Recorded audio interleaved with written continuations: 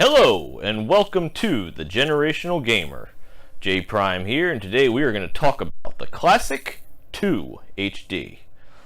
It's a hybrid console for NES and SNES that supports HDMI and composite. So, without further ado, let's move forward. Welcome to The Generational Gamer. I got this from Play Raven in Eldersburg, Maryland. And I've already opened it. I actually opened it while I was there, but I have not taken anything yet out of the box. So it's just 3 little pieces of tape, and there it is. So you have the console here. Let's get this top layer off. Okay.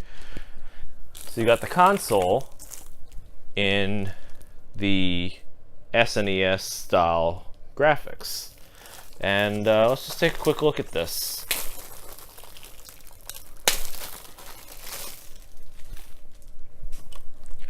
First impression, she's light. Very, very light. So let's look at the pins. Yep, that's kind of what I expect from a console. And you got the extra pins on the sides. I haven't tested it to see how it looks. I obviously just took it out of the box. You got the Super Nintendo, Nintendo, and Super Nintendo. On the bottom, you have the NTSC and PAL switch. Obviously, there's a screw under there. On the back, you have your aspect ratio.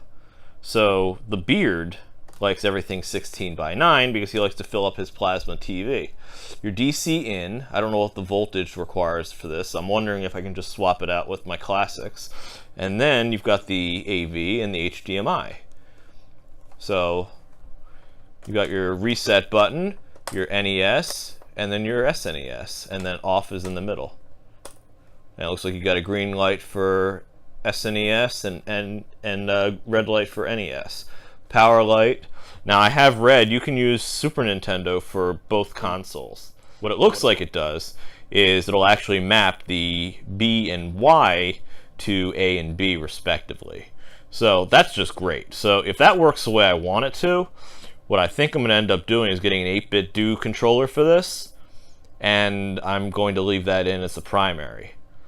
Now this thing is pretty small, especially when you compare it to a Super Nintendo. So here's the Super Nintendo in comparison. And here it is side by side. So look at that. That thing is so tiny in comparison. Okay, so just to get an idea of how big everything is in here, let's put a Nintendo game in. Bump and Jump. Well, that thing is absolutely massive in size. Let's get an SNES game. I mean, all things considered, sitting in there, it kind of moves a little bit. They both do. Comes right out. NES is a little tighter, but nothing significant there. Probably should try to see how it works. So now I'm opening up the power supply, and this actually looks like a Samsung plug. Let's see, what do we have here? 0.4 amps. Alright, I probably should use this and not one of the other ones. Alright. Also comes with an HDMI cable. I've got a million of these, so I'm not too concerned. And then it comes with the manual. It's pretty basic. I mean, I think anybody can figure out how to use this thing. My only concern is, can I use an aftermarket power brick? And I can't imagine it being a big deal, but I'll be on the safe side for now and use the official one. And then, of course, it also comes with the AV cable and a dog bone styled NES controller, and this thing really feels awful. And then a Super Nintendo controller. And this doesn't feel the greatest. Actually, it's really squishy. The D-pad's very squishy. It almost feels like the SNES Classic D-pad. These are not convex like the original SNES. These feel perfectly normal. And these are a little bit tighter than what I'm accustomed to. This is kind of squishy too. I'm going to give them all a try, but I want to give the console a try first. So one of the things I didn't mention is it comes with a power cord. This looks like a very traditional USB mini, or I'm sorry, micro, which is exactly the same thing as the PlayStation uses. Now I've got the system hooked up, but this is probably not where it's going to stay. I'm probably going to put the Wii down on its side again and then move this little contraption to the section under the Dreamcast and next to the N64. But let's go ahead and plug it in, see how she works.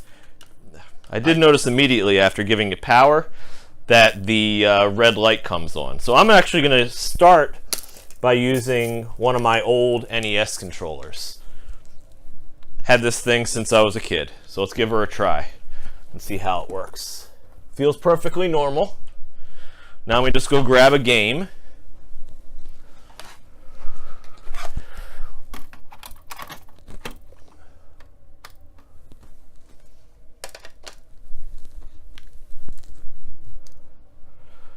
Look at that, bump and jump. Truthfully, one of my concerns was, given that the NES controllers, the NES games are so large, I did not think that it was going to work too well with that particular location. Alright, I decided I'm going to use Mario as my test game because I actually know how to play it. And I've got much more familiarity with that one than Bump and Jump, which is what I initially tried.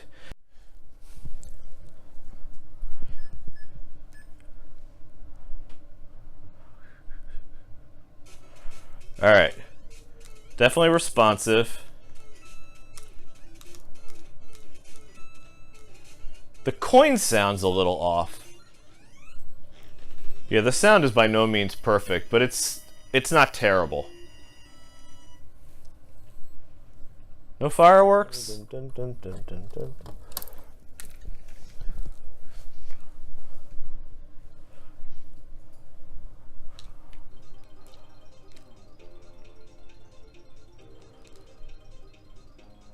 Boots up fine, music sounds fine. Yeah, there we go. D's the way to go. I'll be the red one. And it's basically Outrun / Rad Racer with much better music. Alright, obviously I suck at this game, but it works fine. I want to try one more thing. Let's pop this game out here. And we're going to try Mario again, but we're going to use this controller.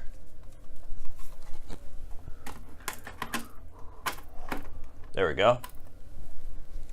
And just flip the switch.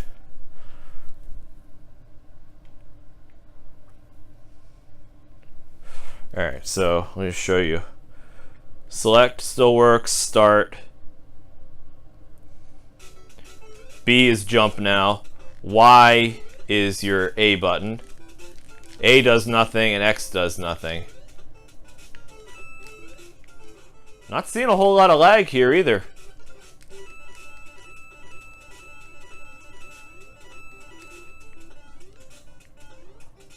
There we go. We're good. And this is where I think I may go with this. This is actually for my classic system right here. It's the 8-bit do Super Nintendo controller for the classic. You can get an adapter that'll plug in directly to your SNES port. I think going forward that's what I might do, just so I always have a controller available for it. I really like that. You can also get the 8-bit do DIYs and then just put an old SNES controller in there. But by the time you track down a controller, it's actually not a total piece of shit, and then do the DIY, you might as well just buy the one that they already have pre-built. Alright, so now for my final thoughts on this thing. Overall, it's pretty good. Joe hooked me up over Play Raven once again, and it does everything I expected it to do. Now, I did a few things off camera that you guys didn't see. So one of the first things I did was I put away my 30-year-old Nintendo and slightly newer Super Nintendo, because this thing does all that. The sound quality's not where it is, not where the original consoles were, but I don't expect that. They're not analogs, and I get that. But I also don't want to spend the money for an analog, so this will do just fine. The only console I probably will get an analog, the Mega SG. And the reason being is because it's pretty much all things Sega Genesis. You got the CD compatibility, you got the Game Gear compatibility eventually, you got the SMS compatibility, and God help us, let's hope they do a 32X capability. That solves everything for the Genesis in the best possible way.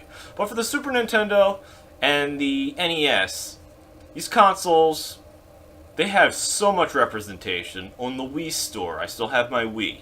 You've got all of the Wii stores being closed. I still have all the games I bought. You've got the Switch games now that are available on their online thing. You've got the classics. And, I mean, truthfully, I don't use my home consoles all that much. Hitpoint likes that stuff. He thinks cartridges are the coolest thing in the world. Well, I guess to somebody his age they probably are, but to somebody who grew up with them, it's just another means of playing a video game. There's so many other options today. So, that being said, I went with this. I'm happy with it. Hopefully it still works. I know that these clone consoles do have a wide range of quality, and I'm hoping this one will hold. This one will do what it needs to do for me. But overall, I'm pretty impressed with it. Old Skool, if you ever see this, I did reach out to you as well. So hit me up. Anyway, I hope you guys liked the video. I enjoyed making it, and be in touch.